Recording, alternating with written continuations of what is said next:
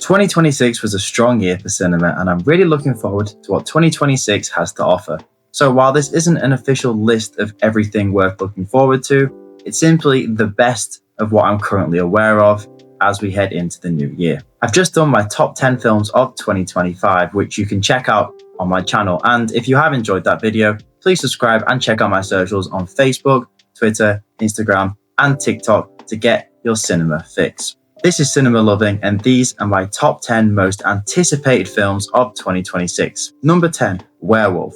This one has my attention purely because Robert Eggers is maybe the best director in cinema to direct a film about a mythical creature set in the past. He is a master of the eerie, beautiful, and eye-catching visuals that really lend itself beautifully to a film that is exactly like this. I saw Nosferatu in 2025 and I really enjoyed it, and it's not something that I would usually go for, but having seen it and really enjoyed it, I really have to check out his full filmography, and I should have really done that already, let's be honest. This also has returning cast members from that film with Aaron Taylor-Johnson, Willem Dafoe, and Lily Rose Depp from Nosferatu, who are all perfect for this world, and his films are just beautiful. What can I say? So I can't wait for this one. Number 9, Project Hail Mary. I didn't know anything about the story or the book before the trailer dropped, but I do know that the reaction to the trailer was overwhelmingly positive from people who have read the book. So this film has massive potential. Ryan Gosling is back in a central role in what looks like just a great movie. And no offense to Barbie, The Grey Man, or The Fall Guy, but Gosling is someone who's delivered some incredible performances across his career, and I hope he's steering back towards that in a film like this. It also has one of cinema's best cinematographers in Greg Fraser, who worked on the 2022 Batman film, which is already enough for me to go and watch Project Hail Mary. And I also feel like we haven't seen a true sci-fi epic for a while, so yeah, I've got my fingers crossed for this one. Number 8, Clayface. Comic book films have fallen into a little bit of a rut in recent years, but Clayface looks incredibly different. It seems like they're going for more of a body horror, anti-hero villain film, which should be genuinely unsettling. There's less of a superhero spectacle and more of a psychological horror. And I'm just glad that the DCU is already willing to take risks this early on, given that Superman and Supergirl, which also comes out in 2026, will have been the first 2 films, and the third film will be about Clayface, which is a sort of C-list Batman villain. And while I would love to have seen my boy Jack O'Connell get the selection over Tom Rhys-Harris, he must have really shown something special in the audition and for this role. And as you know, I trust James Gunn completely. And this film overall, it is a risk, but I feel like it's the right kind of risk that studios should be taking, giving us films that are fresh and different. So kudos to DC. Number 7, Godzilla Minus Zero.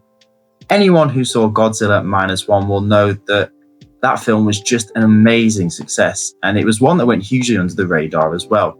But it didn't go under the radar in Hollywood.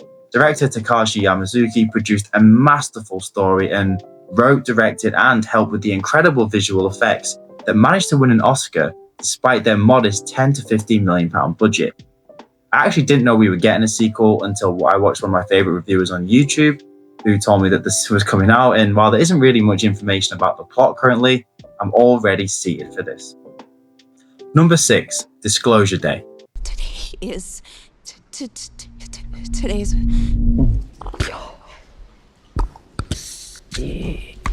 Steven Spielberg is back, and he is one of the absolute all-time greats in cinema, and we should all really be heading to the cinema to watch this when it drops in June. Now, this has a sensational cast for the absolute foundation of this film, with Josh O'Connor, Emily Blunt, Colin Firth, and Coleman Domingo all being involved. And for what I've seen from the trailer, it's giving off Arrival vibes, and I'm really rooting for this to be one of the best films of the year. It looks like a very tense film from the trailer, and it looks to be centered more on the human side. At least that's what we saw so far from the footage, and it doesn't really matter what I say, to be honest. It's a Steven Spielberg film, so go buy a ticket. Number 5, Digger. Tom Cruise has been the action star we've all come to know and love, but while he has mystified us by jumping off planes and jumping off cliffs and whatever, he's now back in an indie-style film, which really intrigues me, which is why it's so high on this list. I think people forget that Cruise is one of the best actors out there. You look back at his career, the likes of Collateral, Rain Man, Jerry Maguire, Vanilla Sky, and hell, even American Made, for example. I'm really excited to see how this lands. The trailer is really secretive and I need more information on it. But now that the Mission Impossible franchise is over, I feel like Tom Cruise might be going back to his roots, and you know what? We love to see it. Number 4, Spider-Man, Brand New Day. We ready? This will kick off a new era for the MCU Spider-Man and Tom Holland's next trilogy of films.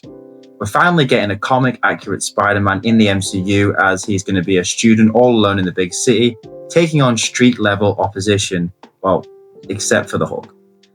This is a reset following the events of No Way Home, where nobody knows who he is, and we've got an insane cast that tells us we're going to see an absolute epic on the big screen. We've got the Hulk, the Punisher, Tombstone, Scorpion, and potentially the Hand from the Daredevil series as well.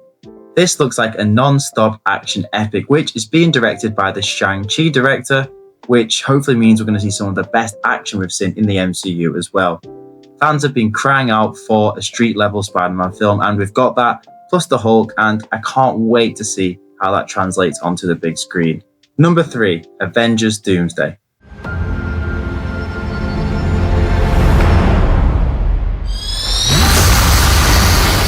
Now, I'd love to be a real film critic here and have some international film award, indie film on the list around the top, but if we're talking cinema, then we kind of have to be talking about Avengers this year. Anytime an Avengers film releases, you can expect an incredible level of hype. It's actually been 7 years since the last Avengers film, and since then you can say that the MCU has gone through quite a shaky period. The plot is seemingly a huge course correction from the original plans that saw Jonathan Majors be the main villain of these films, but with Robert Downey Jr., Chris Evans, and the Russo brothers returning, Marvel are really going back to what brought them success in the past. This film already had huge expectations, but it has a real element of pressure as well. It has a huge roster of characters to balance, a villain who is just being dropped into the story in Doctor Doom, who is one of the greatest Marvel films ever created, which even adds more pressure, of course. But with the likes of Hugh Jackman, Tobey Maguire returning, Deadpool, Loki, and so many others back on screen, it'll simply be just an incredible thrill ride for fans to see all these great legacy characters, plus the new MCU characters as well. However, I did mention there was a huge amount of pressure on this to be successful just for the future of the Marvel films as well, and that juxtaposition makes it all the more enticing, and of course we're going to be sat there in IMAX in December when this comes out. Number 2, Dune Messiah. Dune 3, Dune Messiah, whatever you want to call it, it is the end of the trilogy for these films, and this one feels huge, even in an Avengers year. Dune Messiah is following one of the great sci-fi films in history in Dune Part 2, and that was a roaring success across all metrics, and with Timothée Chalamet returning with a stellar cast for this epic finale, he's squaring off with Robert Pattinson as the villain, which has me just so excited to see some of Hollywood's best just go at it on screen. Plus, Denis Villeneuve is arguably my favourite director, so he's obviously going to be in any sort of top tier of any list that he's involved in. I'm expecting an epic conclusion to the trilogy with incredible visuals, incredible story and action, and the fact that this is being released on the same day as Avengers Doomsday means that I'm definitely going to be doing a back-to-back IMAX viewing, which honestly sounds like the dream, so I'll probably go and book that off right now. Number 1, The Odyssey. A Christopher Nolan film is an event in of itself, really. People who rarely go to the cinema at all will come out of the woodwork to come and see his films, and we'll all be there next July when The Odyssey releases in cinema. Now, I saw the teaser, the official trailer, and the monologue all in cinemas in IMAX, and it was equal parts beautiful, tense, and incredibly gripping, and it has all the makings to be one of his most unique and potentially stunning films. As always, the cast is insane here because everybody wants to work with Chris Nolan. The story is iconic, and it might be too bold to say that everything is in place for what could be one of the defining films of the 21st century so far. Now, I really hope that's not me jinxing it, but I just can't see how this could be anything other than just a resounding success. And that's why it has to be my number 1 most anticipated film for 2026. So those are my most top 10 anticipated films for the year that I currently am aware of. There are other films that will probably pop up out of nowhere, especially lower budget indie ones, which tends to be the case. But those are the type of films that could easily end up being some of my favorites anyway. So I'm excited to see what drops across the year.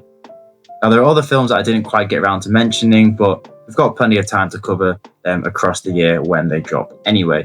So I'll be back soon, likely with a review of some of the January releases. Obviously, there's Hamnet with Paul Mescal, there's Rental Family with Brendan Fraser, and 28 Years Later, The Bone Temple as well with, again, my boy Jack O'Connell. So until then, I'll see you in the next video. Roll on 2026.